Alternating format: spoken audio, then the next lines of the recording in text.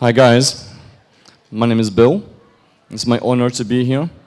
I've made a very big mistake. I had lunch, I had southern food, and I am crying like a tiny baby as I ate the food. I'm still crying now. You guys in the south, you really know how to cook, huh? Still crying. Who am I to stand here in front of you? I started life as an accountant with Virgin and with Richard Branson. I was employee 33 in Virgin. I then made the biggest mistake of my life, and I left Virgin and moved into investment banking. If I thought I was a very bad accountant, I was a very, very, very bad investment banker. I then became very lucky. I sold my business to a Wall Street bank and I retired. It then became obvious to me that actually finding funding for businesses is incredibly complicated. And it doesn't have to be.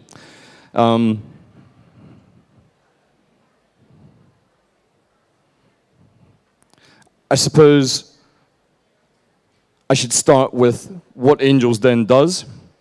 We are a business that's been going 9 years. We sit in the middle between people who have a very large sum of money and businesses that are looking to grow and extend their reach across the world. And equity funding is where the rich people, the high net worths, the business angels, invest their money in exchange for a proportion, a percentage of the business. So our average deal size is $300,000 for an 18% stake in the business. So they give you $300,000 and you give them an 18% stake in your business. I mean, it doesn't have to be like that. That's just how it actually works out. But why would you actually want to do that? Why would that be important?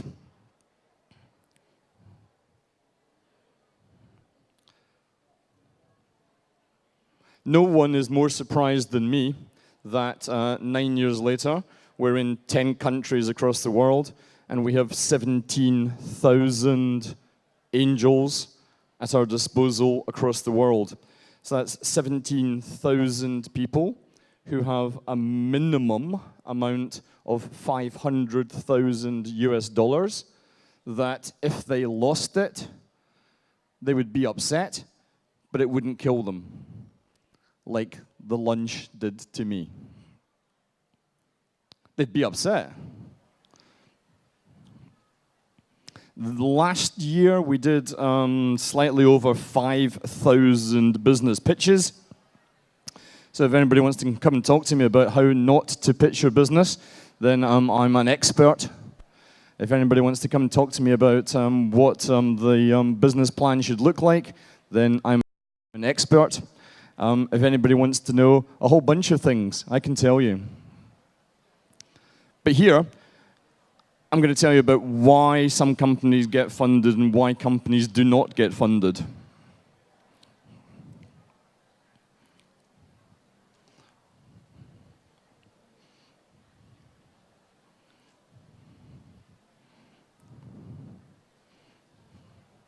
I suppose when we started off, we didn't particularly understand this either. We didn't understand that not all money is the same. So there are many banks here today that are graciously sponsoring us along the top, and banks will give you money under certain circumstances. Venture capitalists will give you money under certain circumstances. There are crowdfunding companies in Thailand and across the world, and they will give you money. But that money is different from banking money, from angel money, from VC money. And it's different in a number of different ways. Because we see slightly over, well, what do we do? We see 110 business plans every day. And all 110 of those business plans ask us for the wrong thing. They all ask us for money. Whereas, in fact, what most businesses really need is mentorship. What businesses really need is business contacts. What businesses then need is business experience. And then you need the money. And I think that's it's kind of an easy concept, but it's also a difficult concept, especially for startups and especially when you're just starting your startup. It's difficult to actually appreciate what it is that you do not know. And thus, one of the huge benefits that a business angel comes with is that they put their money into the deal, but they also give you their mentorship, their time, and their experience, as well as their business contacts. And the contacts, I would say, are probably 100 times more valuable than any money that they can give you. The other motivation for these guys putting the money in is that they don't want to lose their money because they're not stupid. They are many things, but they are not stupid. So if nothing else, their egos will make sure that they do not lose money. And if they don't lose money, then you're not going to lose money either.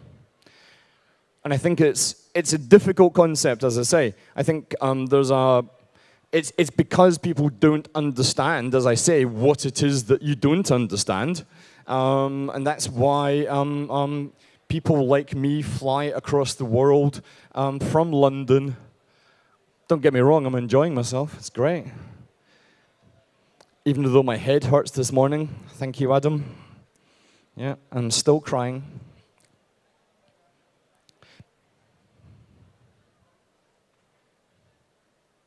If you don't understand the concept, or if you're still thinking that all money is the same, or that crowdfunding is going to be able to help you in your deal, then perhaps at the end, I hope I will change your mind. Because it's not about getting the money on board. We have never seen so much money. There is no shortage of money.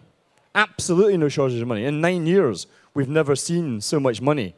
If all you want to do is just get the money on board, there are many, many easier avenues than getting an angel on board as well. And I'm going to tell you about the mistakes that people have made, that we have witnessed. I'm going to tell you about how not to do it. I'm going to tell you how to do it.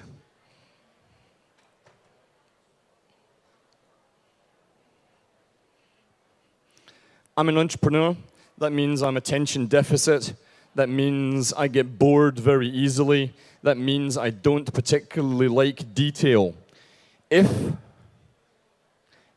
you don't understand shareholders' agreements and nominee structures and memorandums and arts and whatever Thai legislation says that you need to have to be able to set up your company,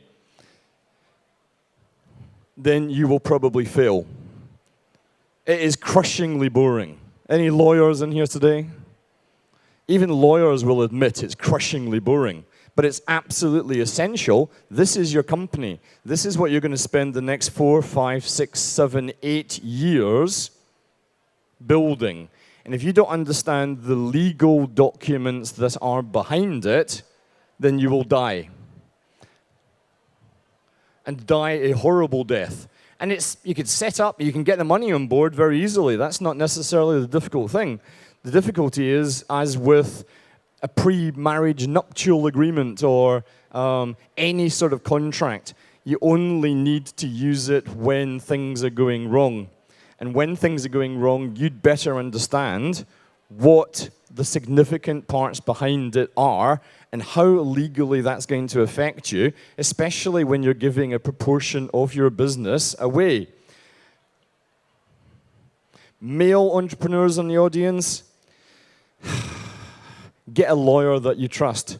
Women will bother to read the documentation.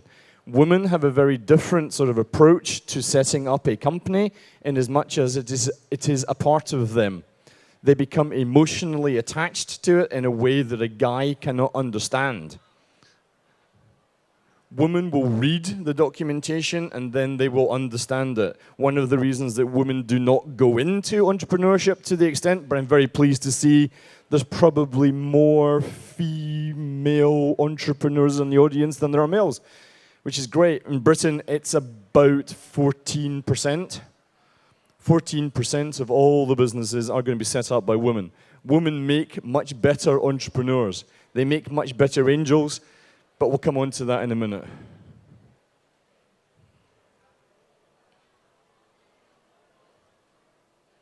We make the distinction, and I think it's often they're called investors, they're called angel investors, they're called angels, they're called VCs. So many of the businesses I see, especially who have been American trained, their whole job is to get VC funding on board.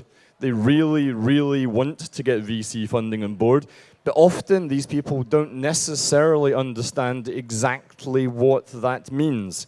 They don't understand the repercussions of having somebody invest a very large sum of money, because VCs in Europe and the States will probably not bother with anything less than $5 million American. But what they want to do is make sure that you sit to what it is you've said in your business plan. Here is what I've set out, here are my forecasts, and a VC's job is to make sure that you actually do that and that you get there. An investor is someone who invests money with the expectation of making money. This isn't rocket science. But it's not necessarily in your best interests to get an investor on board in your business. Because if someone thinks that the best way to make money is by investing into startups, then they're stupid. What they should be doing, and all they want to do is make money, is invest in property. Invest in property, it's a much easier deal. Invest in property, you probably won't go wrong. Angels are coming at it from a different perspective, and that's what my company does. Angels know that there is something else that they could do with their money, and they are looking to invest between 8 and 9% of their total wealth with us. 91, 92% of their wealth is in stocks, bonds, property, gold, cars, wine. That's stuff that makes them their money. The 8 to 9%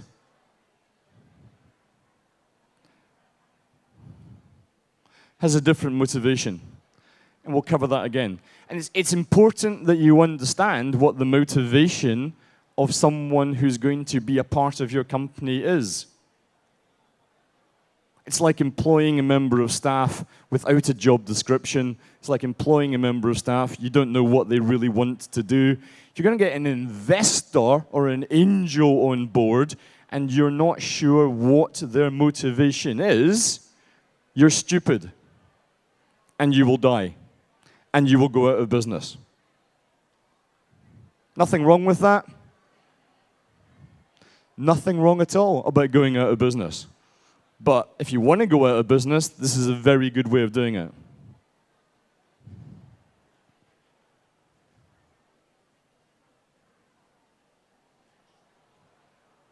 So why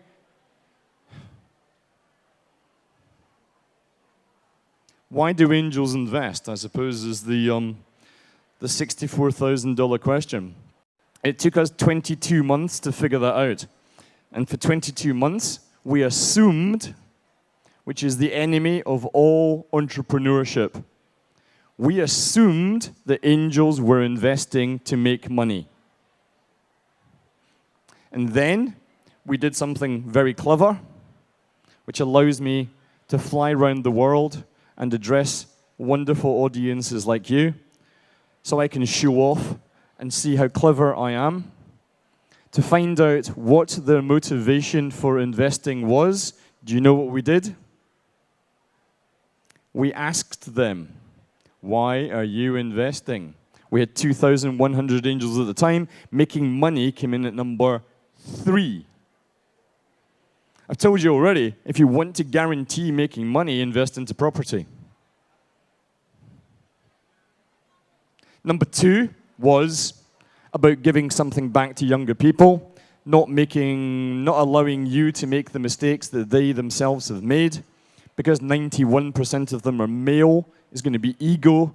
See that company over there? I've invested in that. See that company? That's mine. That's mine. And in the golf club, that's really exciting. It's about altruism. Sorry, that's a difficult word. Guys, you guys rock in the interpretation booth. I'm amazed at you guys. So cool. I can barely speak English, never mind 2 languages, 3 languages.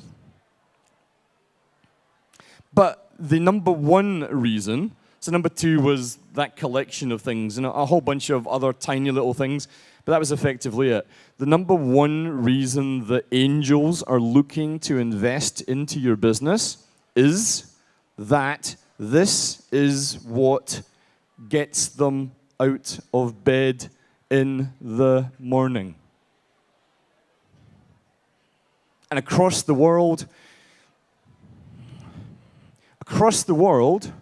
that holds true for almost every 80-something% of all the angels that we see, every angel that we talk to. Now, we're in Mexico, we're in Germany, we're in Hong Kong, Malaysia, we're in Singapore, we're in right across the Middle East. Who cares? The one place that we're not is in America, because in America, where I lecture, this doesn't resonate. They don't understand this. They will go, Bill, you're talking nonsense. There are 3 reasons that I invest as an American angel: to make money, and you see where I'm going? To make money.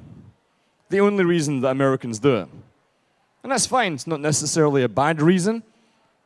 But the whole American ethos is about investing across a portfolio of deals. So everyone knows that 80% of startups fail. So thus, I'm going to invest in 10 deals. 8 of them are going to collapse. 1 of them is going to go a bit meh. And 1 of them will pay back all the money that I have made. And nowhere else in the world do we hear that. Only American-trained investors come up with that nonsense. Another way of looking at that is that everybody adopted that, and these are investors, these are not necessarily angels, okay? I hope you're beginning to get the point. So what they do is that they give you the money, and then what do? They walk away. They go, good luck, buddy. Come back to me with your results. Nice to see you, okay? Don't talk to me. It's not necessarily a bad way of doing it, but it ensures that they will lose 80% of the money. Why? Going back to the first statement I gave you, because what you guys really need is not money. What you really need is mentorship and direction. Here in Thailand, there's no shortage of money, and there's no shortage of entrepreneurs. I was also honored to attend the Bangkok startup exhibition. Amazing, amazing the energy that I saw in the room. The one thing that Thailand does not have enough of is mentors. And mentors play an incredibly, no. Mentors play a vital role in the ecosystem. Angels will also invest into deals and mentor you. That is what it's about. That is the difference between the American model, where people invest into deals on, these are startups. These are high risk, but they are intelligent business people. They're so intelligent that they understand this. They understand that a spray and pray model doesn't bring them the rewards that they do. And another way of looking at the American model is that 80% of the companies I see before me will get funded because there's no shortage of money, but 80% of you will go out of business. Now, 80% of that pain, and you'll each have spent 23 months on average before you go out of business. Do the math, that is a lot of energy. A lot of energy to waste, and I'm going to tell you how you can avoid that.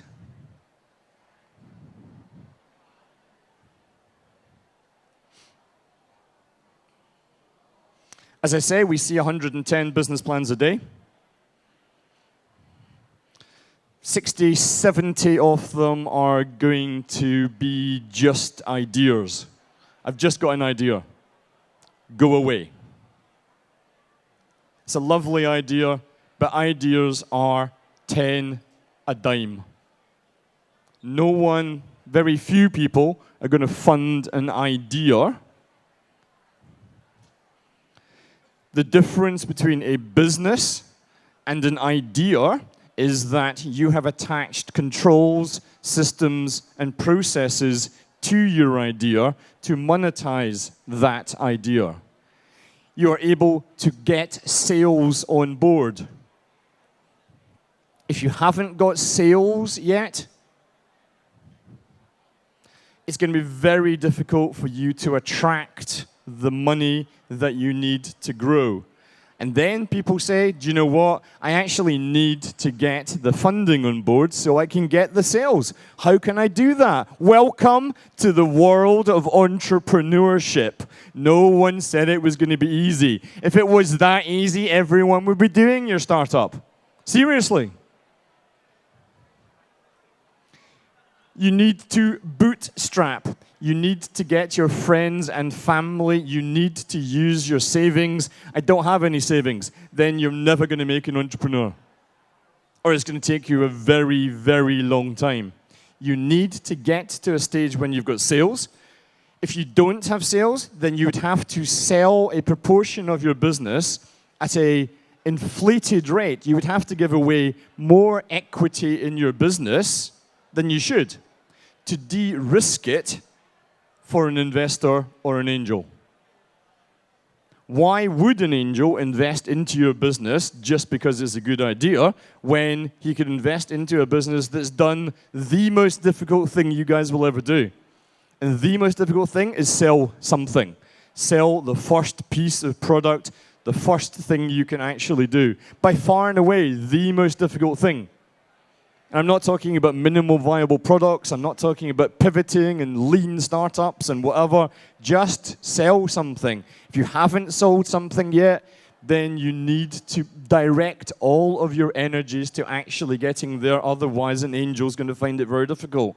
So, the most difficult question that we meet, that we say to the people that we meet, so we're now down to about 30 a week. So in Mexico City or in Berlin or whatever, we meet people, and here it comes. Here is the most difficult question. It is, dude, great to meet you. Tell me about your business. Don't worry, you don't have to. Tell me about your business. 36% of people in Hong Kong, in London, in Edinburgh, fail to be able to explain to a normal human being what it is that they do. Geeks are almost incapable of being able to explain to normal human beings what it is that they do.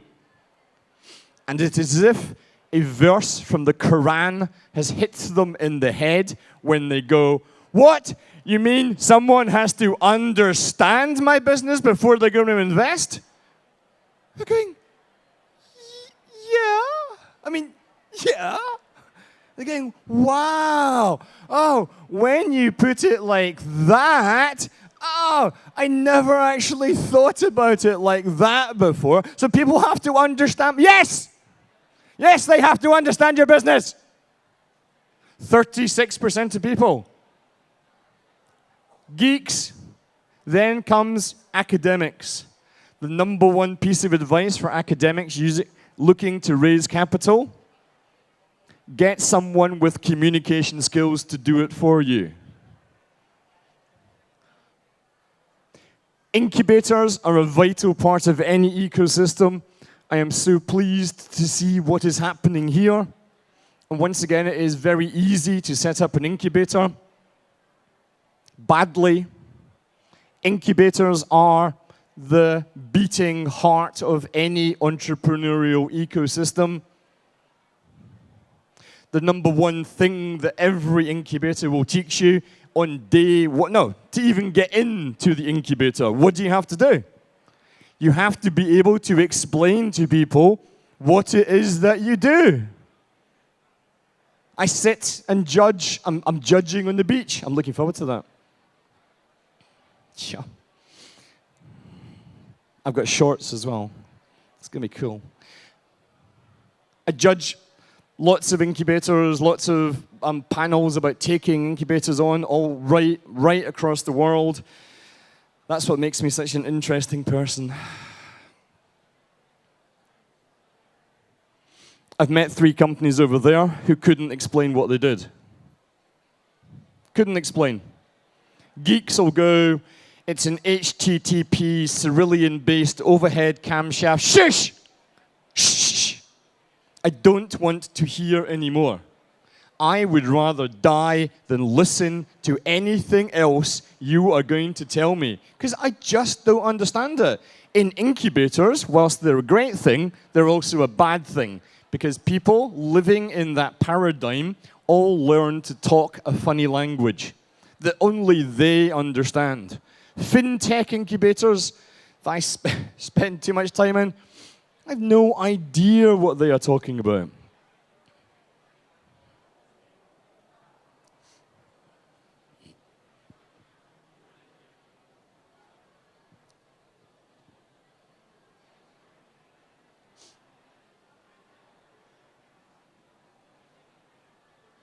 If you cannot write your own business plan, then you're dead. Some people go, no, I've got an accountant or I've paid someone a very large, you're stupid. You're stupid and you can't do this. This is the easy bit. This is the easy bit. You need to be able to communicate what you do and then write it down on a piece of paper with some forecasty things and some idea about how it's going to happen. No one's going to read it. Very few people do. We see 400 angels a day coming to the website. How long do they spend reading exhaustively each of the business plans? 2 minutes and 37 seconds. They want to get a flavor for what you do.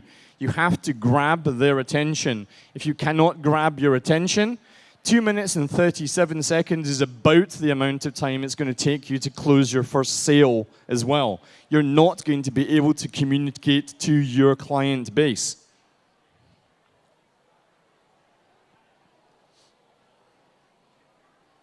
Once again, Americans walk out at this stage.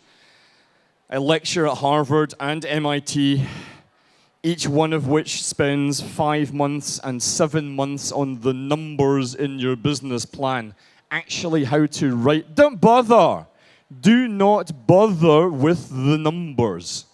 Once again, of the 400 angels a day, these are rich people, not desperate, they're not desperate, very keen to invest.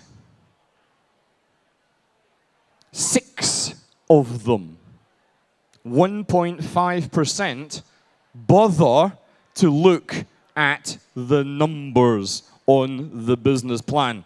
If you've been American trained or you're a VC or you've read a book on investing, then this will not resonate. But you're going to lose 80% of your money, dude. So look, that's not the audience I'm addressing. What I'm looking at, I'm not saying don't look at the numbers. Sure, look at them. They're kind of interesting. Seriously? What, you think your startup's worth 4 billion baht and you've been going 7 months? That tells me a lot. It tells me that you're a fool. It tells me that I cannot trust anything that you say. You have no idea, if you're looking to raise capital right here, right now, what your cash flow is going to be in 3 weeks' time. Never mind 3 years. I tell you, that's very nice. Can I see your 3-year forecast balance sheet? No! Because you're stupid for even asking me that question. How do you think I could possibly tell you what the economy is going to be doing? What's the election next year going to throw for Thailand? What is the Vietnamese up-and-coming entrepreneurial ecosystem going to do? What's Singapore going to throw at us next? What's blockchain going to do to your business? You have no idea. What's inflation going to be? What about the currency movements? What about competitors coming? You don't know.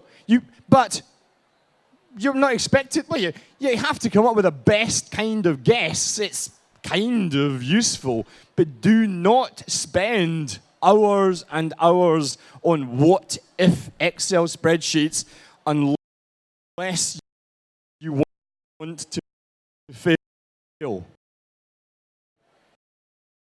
Is excited about your business because you tell him that he is going to make 100 times money.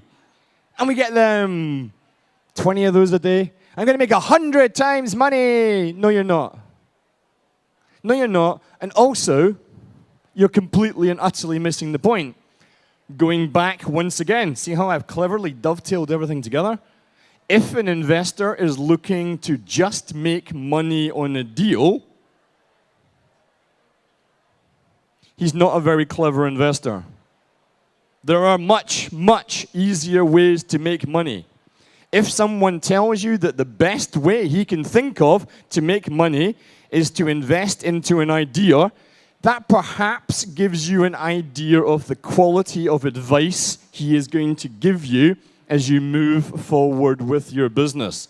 And then it's up to you. Entrepreneurship is all about living with your own decisions. If you think that's a good decision, that's cool. If you think crowdfunding, getting 918 people putting $237 into an account is going to give you the wisdom that you truly need, cool, go with it. But I'll tell you, you'll probably fail.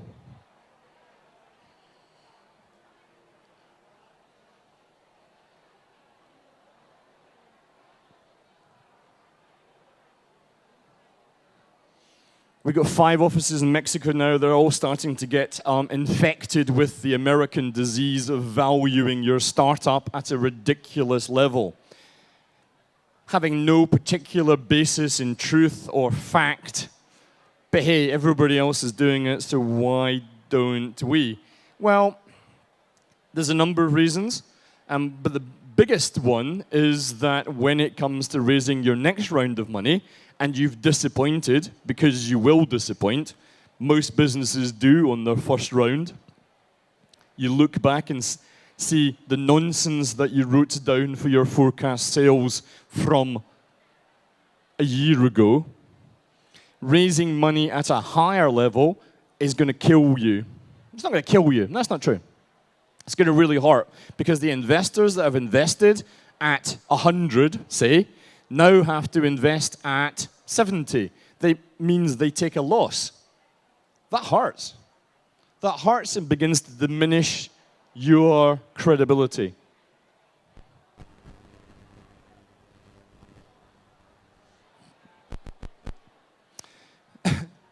So we've tried 17 ways of pitching entrepreneurs in front of business angels.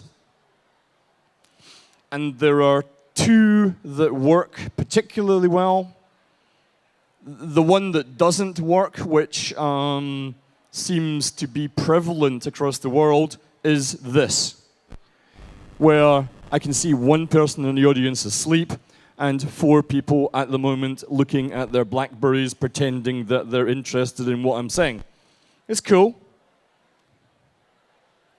But I'm pitching you, if I was pitching you for money and you were asleep or watching your BlackBerry, I'd be kind of upset. I'd be kind of going wherever. I remember once in Saudi Arabia, we had 6 tables of investors. We had 27 investors in the room, and at one time, all 27, a 100% hit rate, they were on their phones. The people were pitching to them. All 27 of them on the phone. Now, once again, that tells you something about the investor. Do not grab the first money, the first person that offers you money. Well, you can. You might be lucky. But it's like a marriage. It's very much like a marriage. You have to have the humility to be able to understand what it is that you don't know. We've covered that. But you also have to understand the skills gap that you have. Do you know what? I'm awesome at marketing, and I'm quite good at numbers. That's great. But I cannot do SEO. I cannot do web build. I cannot do alpha, beta, and gamma. Just beyond me. So, with an angel's help, or even the angel himself, he would come in and he would fill those gaps. Nothing an angel likes better than somebody saying, do you know what? I don't know how to do something. Everybody knows that you don't know how to do 100% of what it's going to take you to do a startup. If you think you can do it all yourself, you're stupid and you will die. And you'll die a horrible death. Very soon.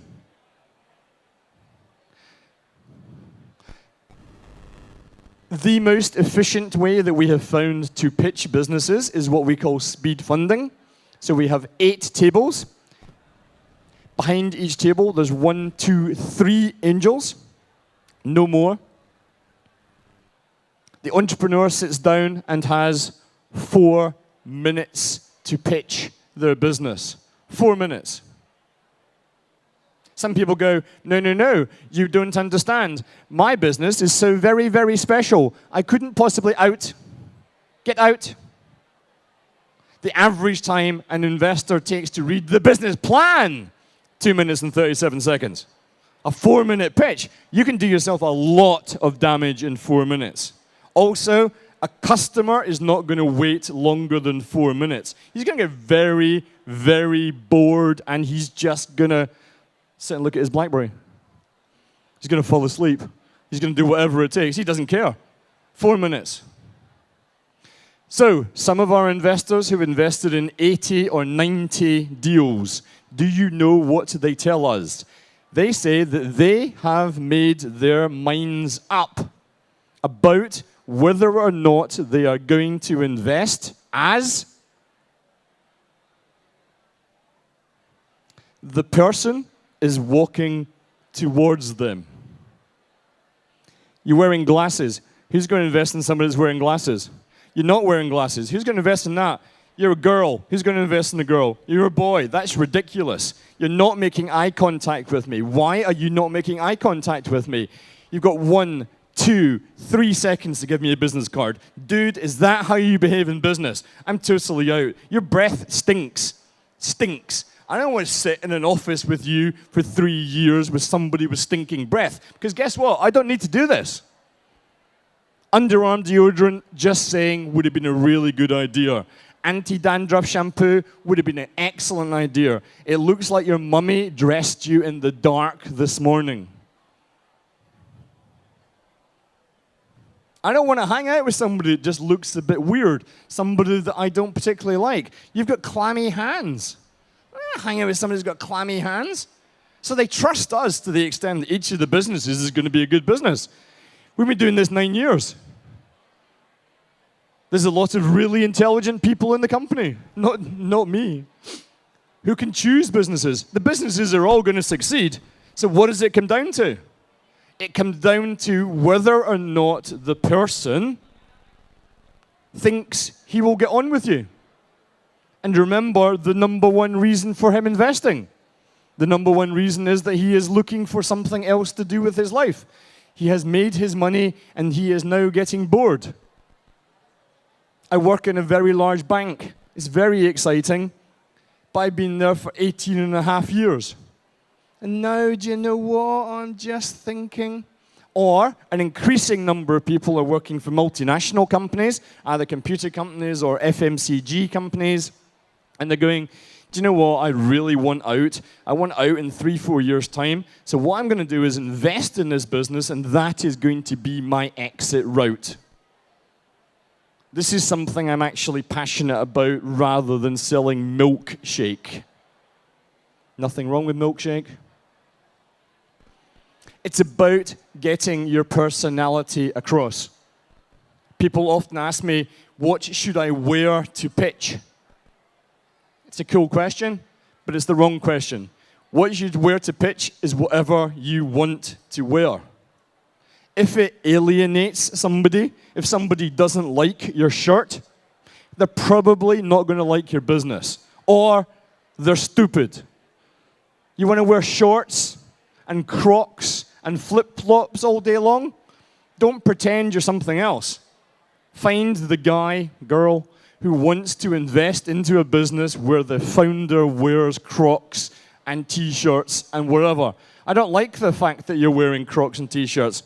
I don't care. Tough. That's what I am. It's about being yourself.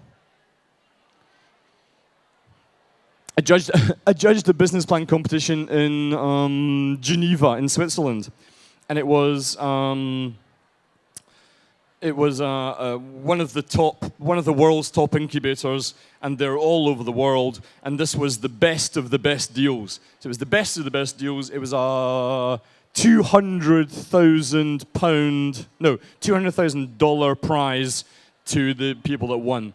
And there was a whole bunch of Americans there, and they weren't even looking at the screens. They knew when the slides were going to change. It was all about the slides. It was all about the numbers. It was cool, really, really good. Then a guy turned up, and he was going, look, I'm really sorry. I've got a hangover. I've got a really bad hangover. In fact, I missed my plane this morning to Geneva. You know, I just left it overnight. In fact, this is what I was wearing last night to go out, so I'm really sorry. Anyway, look, you know, I know I've got a 10-minute pitch. Here's my pitch. It's an inflatable cot for babies that you use in Africa. I'm going to save probably 28,000 lives in the next year. Oxfam's on board. That's all I've got to say. Thank you very much. Guess who won the prize? He was genuine. People do get hangovers. People do make mistakes. Did he have a good business? Yes, he did. Had he got people on board? Did he have revenue? Yes, he did. He cut all the boxes. Did he waste their time? No. The best 4-minute pitch that we have is, hi, my name's Bill. I'm looking for 120,000 for a 12% stake in my business that does alpha, beta, gamma. Is that the sort of thing you'd be interested in?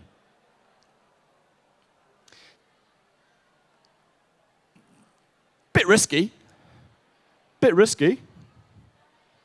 But you know what? Rather than you arrogantly telling them what it is that you think they want to hear, you know what I'd rather have as an angel is some dialogue, is actually a conversation asking them the questions that you want to have answered. So that was a 12-minute pitch, so a 12-second pitch, and you've got another 3 minutes and 48 seconds left for me to talk about things. And then it's how you handle those questions. If you handle the questions aggressively, they're probably not going to invest. If you answer the questions with stupid answers, do you know what? They're probably not going...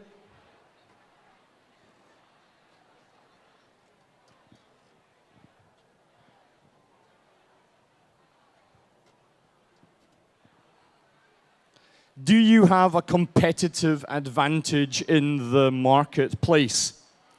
Do you have something which somebody else does not have, and have you got it protected? Do you have copyright? Do you have a patent? Do you have a trademark? Do you have first mover advantage? Do you have some intellectual skills that nobody else could have?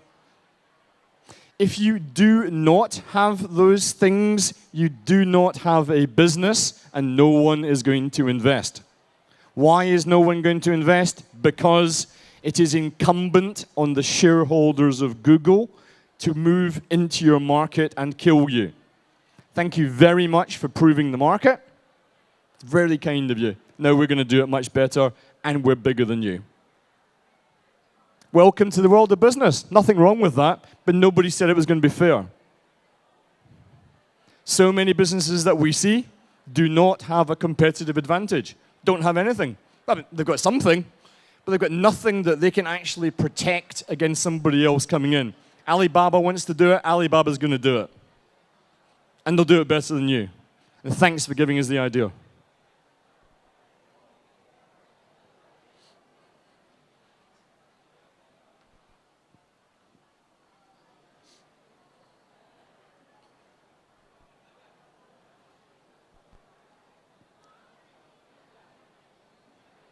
I know this is Thailand. I know there's no point asking you questions because you won't answer. So I'll answer it.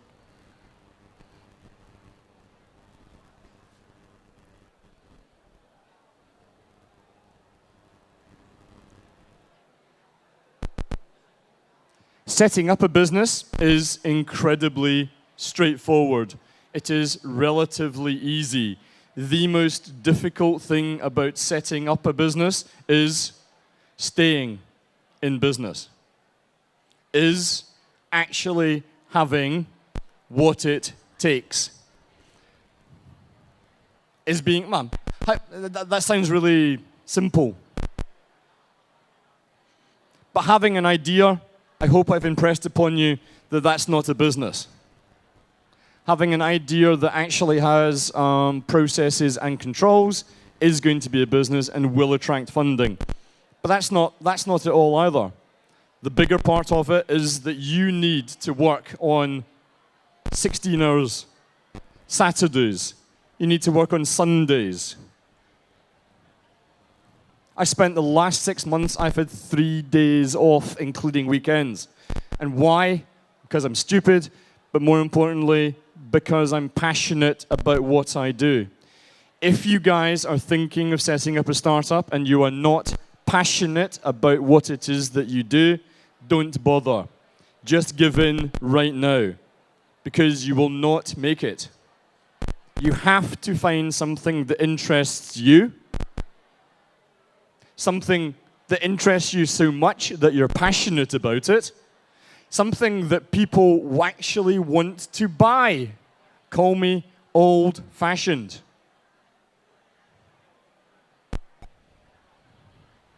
I've come up with an app that produces baby kangaroos in my bedroom.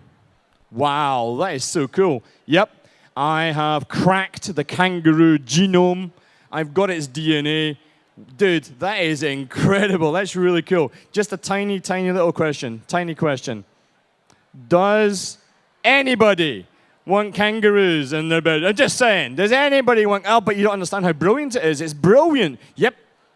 Dude, it's brilliant. But nobody is going to pay for your business. Once again, if people don't buy your product, you don't have a business. If you don't have a competitive advantage, which means that you have copyrighted the kangaroo genome, somebody else is going to come in and do it all the better. I'm getting to the end. You'll be pleased to hear. He nodded. That hurts, man. That hurts.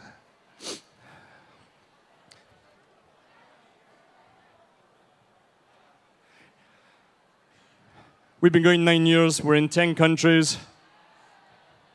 94% of all the startups that we have ever funded are still growing.